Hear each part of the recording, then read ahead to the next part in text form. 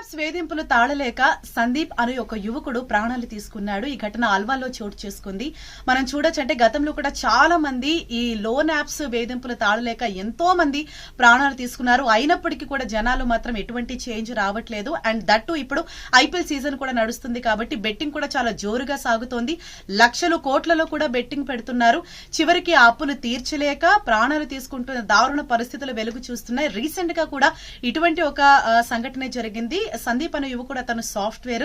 So తన కుటుంబాన్ని అతనే పోషించాలి. అయినప్పటికీ కూడా తనకు వచ్చే మొత్తంలో కొంత అతను ఇంటికి పంపించి మిగతాదంతా కూడా ఇతను లోన్స్ ద్వారా అక్కడ నుంచి లోన్ యాప్ల నుంచి ఆ డబ్బులు తీసుకుని స్టాక్ మార్కెట్ లో పెట్టడము, బెట్టింగ్లు పెట్టడం ఇలాంటివి చేసేవాడంట. దానివల్ల ఆ అప్పులు తీర్చలేక వాళ్ళ ఇంటికి వచ్చి గొడవ చేయటం, అతని గురించి బ్యాడ్ గా స్ప్రెడ్ చేయటం ఇవన్నీ బాగా ఎక్కువైపోయి అతను లాస్ట్ కి ప్రాణాలు తీసుకున్నాడు. అండ్ అలాగే ఐపీఎల్ బెట్టింగ్స్ లో కూడా చాలా మంది లక్షల్లో పెట్టి కోల్పోతున్నారు ఆ డబ్బునంతా కూడా. అవి తీర్చలేక కూడా ఎంతో మంది ప్రాణాలు తీసుకుంటున్నారు. కుటుంబం కూడా రోడ్డు పైన వస్తున్న దారుణ పరిస్థితులు చూస్తున్నాము. కాబట్టి ఇటువంటి జోలికి వెళ్లకండి అని సైబర్ క్రైమ్ పోలీసులు రిక్వెస్ట్ చేస్తున్నారు.